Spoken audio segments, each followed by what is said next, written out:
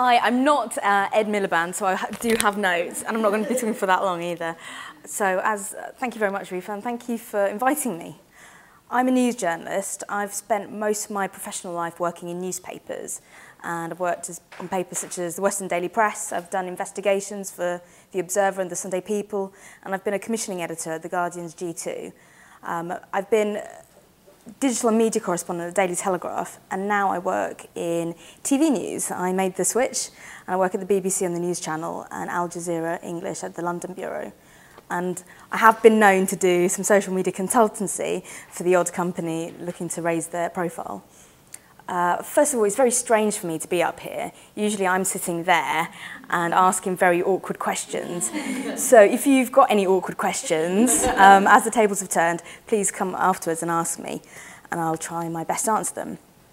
As a schoolgirl, I always knew that I wanted to be a newspaper journalist above anything else. But what I could never have known back then was that my ambition to have this career would lead me beyond newspapers into so many other new and changing areas, from digital journalism to 24-hour news and social media. So tonight, I'm going to be speaking partly about my journey and partly about the changing media landscape that I've seen, and try and relate the two and provide some practical tips for anyone interested in a career in the media. So tip one. Don't let your ambitions be limited by what other people expect of you. Neither my parents nor my teachers took my ambition to be a journalist seriously. It's true that my background made journalism a somewhat unorthodox choice. My parents are first-generation Bangladeshis. They came over to the UK in the 60s, and my dad runs an Indian restaurant. And my mum is a very traditional housewife. They had hoped, like many Asian parents, that I'd work in dentistry, or a pharmacist, or an accountant, but sadly that didn't happen. Instead, I spent most of my summers in newspaper offices and magazine offices making tea, and photocopying and picking up dry cleaning. I realised I didn't want to work in magazines, as I couldn't handle a whole monthly deadline. And I wasn't really trendy enough. I sort of worked in the NME for a bit, and I just thought, I'm not trendy enough to be here. But the buzz of a daily newsroom is something that I could relate to. I like the purity of the news. Sort of at the end of the day, it was over. So despite this sort of unorthodox career, I found my mum talking to one of her friends, and she said, "Oh yes, she's a porter." And I looked at, I was like, a porter? and I was thinking, I don't know sort of why a weakling like me would be a porter. And I said to her, "Mum, I'm a reporter, not a porter." So I think she now realises that I was rushing to meet a deadline, not pushing a trolley into a lift. So tip two, don't let yourself be pigeonholed into something that you're not comfortable with.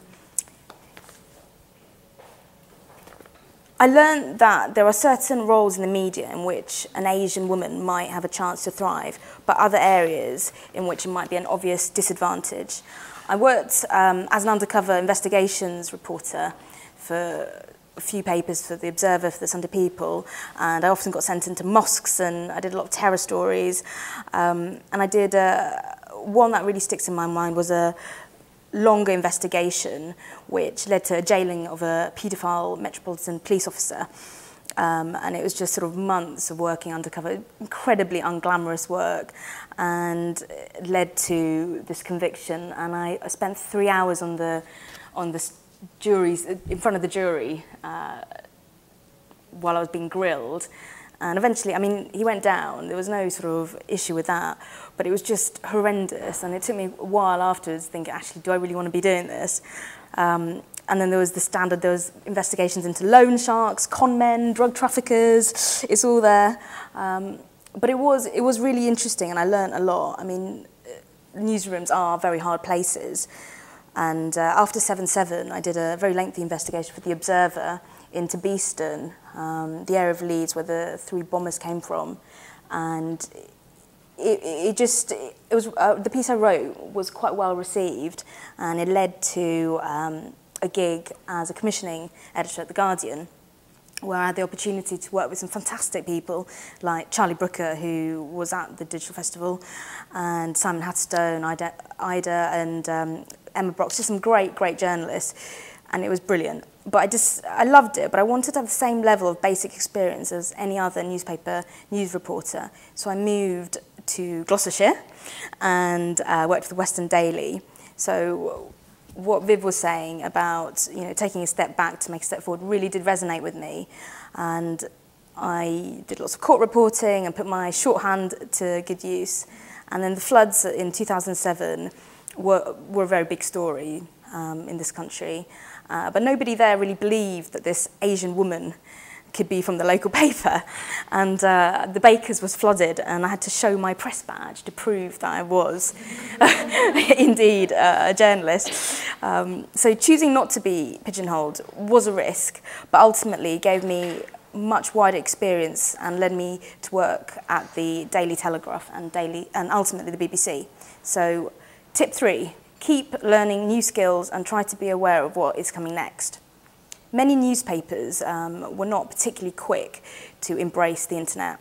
That's not surprising, given that they still face the competing demands of trying to protect falling print sales and finding ways of making more money out of online content.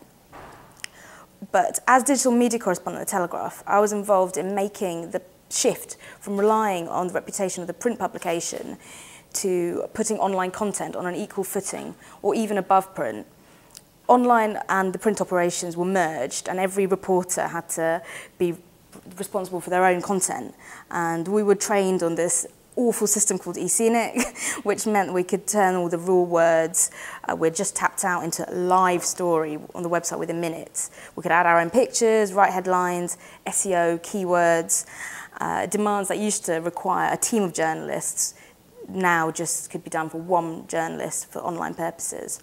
And for a time, newspapers were happy to get their content online quickly to attract new readers, but many, including The Telegraph, have now decided that such a system is unsustainable and they require readers to pay for at least some of the online content. So learning new skills is vital, but so is considering where they're going to take you. The rising importance of newspaper websites has added lots of pressures on us reporters. You constantly need new stories and new angles on the big stories constantly. Depending on what's happening, you might be called at an online news editor at 6 a.m. or a night news editor at midnight, which used to happen quite a lot. Saying that, it was a really good time to be digital and media correspondent because it was the rise of Facebook, iPlayer was revolutionising our viewing habits, and the BBC was going through a massive change. But after 3 years on the newsbeat, I needed a change. So tip 4, don't be afraid of making changes or going it alone once you have the experience and contacts. I got itchy feet, and I ended up looking for opportunities abroad. I was offered a job in the Middle East and I turned it down, and instead I worked as a freelance stringer in Brazil. Why not? So I was in Sao Paulo, this is Rio, but it was a bit of a risky step because I was an established newspaper journalist, and my colleagues were like, "What are you doing?" And I was like, "I need to do something else and I need to get out," because it was just it was just too much to do for so many years constantly, and it stopped being as fun as it was. So making the change gave me the opportunity to learn Portuguese, live in a completely different culture, and think about what I wanted in the longer term.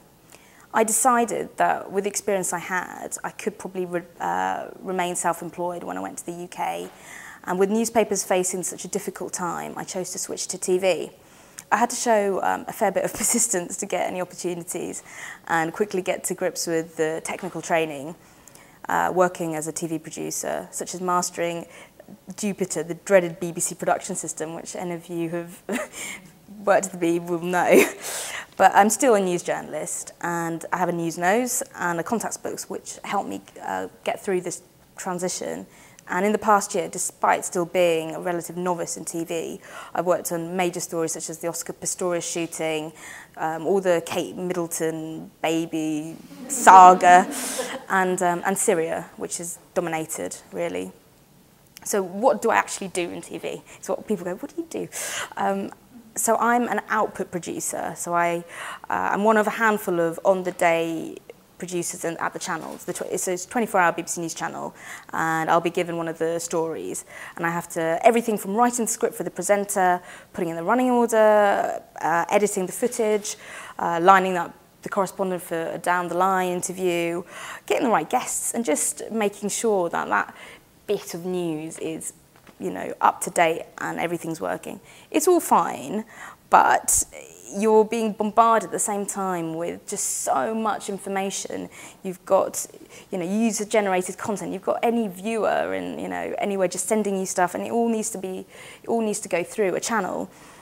We've got breaking news. Celebrities and politicians are unhelpfully tweeting things now, not going through press offices. So we have to.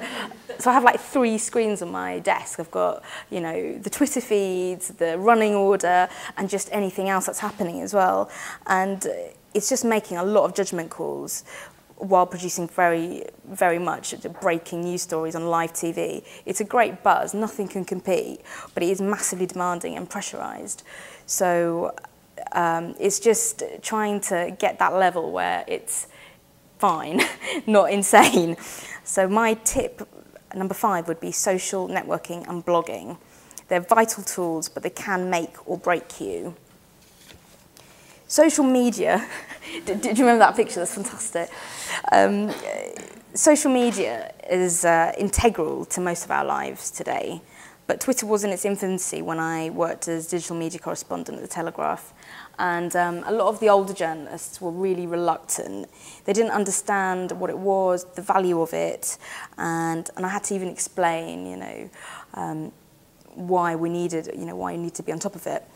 I got my fingers burnt slightly at the beginning when I tweeted something about having a Mars bar for dinner. Hardly a Sally Berko moment, but I was criticised for it, and you know, Telegraph has got a reputation, but I thought it's better than having no dinner, but so I learned early on, if you're going to put something on Twitter or on social media, you've got to be really happy for the forum, for the whole world to read it. And knowing the do's and don'ts of Twitter has put me in quite a good position since then. Last year, Al Jazeera won RTS Channel of the Year for its coverage of the Arab Spring. Social media has been really crucial in helping the channel be first with footage from the Middle East. And we've had guests from Tunisia, you know, Egyptian protesters, Syrian protesters, just people really in the middle of this horrendous sort of war situation. And they've had a voice thanks to social media. And I remember using sites like Bambuser, which the Syrian government have tried to shut down several times. Now, Bambuser, it lets users stream video content through mobile devices straight onto the website, and it's been amazing for news operations to get on top of that. But it's like another world when we've relied on the wires. Now we have to really monitor everything else that's going on. So, in the words of Wael Ghonim, the Egyptian activist, he said, if you want to liberate people, give them the internet. And that really has been the case. Our workload has doubled in terms of just tracking everything. But I think the news footage has been much better because you've been able to see everything in real time happening. But this is, I mean, one of the things that I often get asked about is citizen journalism, and if there's so many people out there generating the news, do we really need journalists? And the rise of citizen journalists, I think, brings certain dangers. Journalists with formal training and qualifications, obviously I'm going to say this because I'm a journalist, but like media law, are better placed than citizen journalists to verify sources and information and provide accurate and balanced copy or TV narrative, which, you know, tests claims and counterclaims from different groups and puts everything into context. As organisations in the future produce more and more content and online noise grows, I think that the need for quality writers and journalists will be greater, not weaker. So this brings me to tip 6. Multi-skilling can widen your opportunities beyond your traditional job role.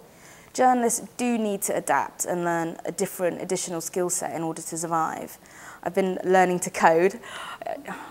It's hard, but I'm trying.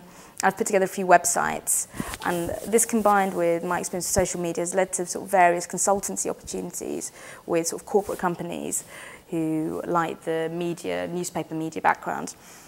But it has meant going out there, being productive and teaching myself new things. And I've been really inspired by the She Says events and lots of people in the creative industries who have reinvented themselves and taken that leap, because I think that's what you need now to survive, because we don't do one job forever, and constantly chopping and changing means taking on lots of things. So being aware of the changing media scene and being freelance has given me lots of varied opportunities. Freelance life can be difficult, always pitching ideas and working unsociable hours, but in TV it is exciting because you can pursue other things and interests, whether it's a copywriter or a book writer, making short films. One thing I was going to talk to you about that I've done is this project called Hidden Stories. I did it as a pro bono project. It's a book written by Dr. Richard Stone, who was a panel member on the Stephen Lawrence inquiry. He's a remarkable man.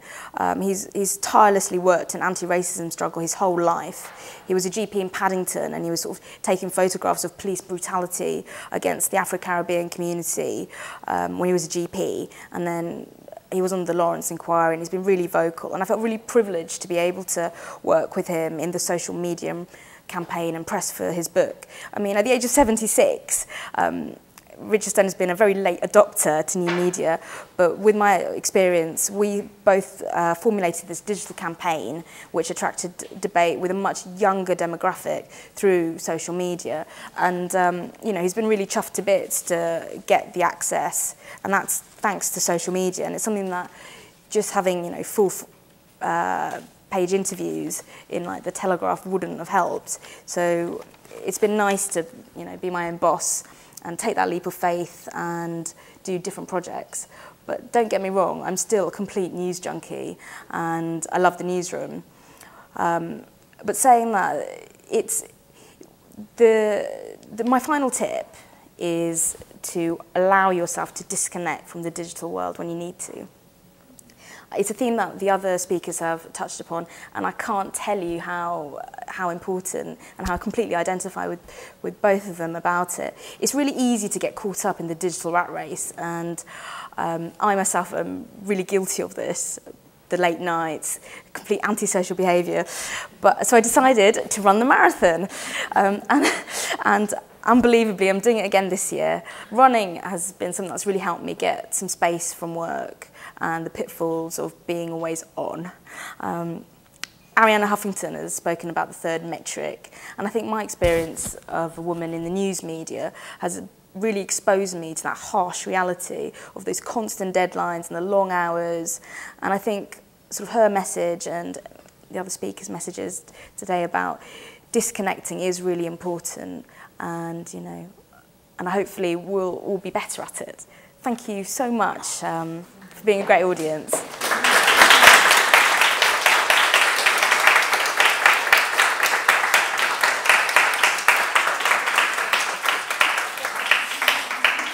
Yeah, my dad has an Indian restaurant. Obviously, there's got to be a takeaway a tip there.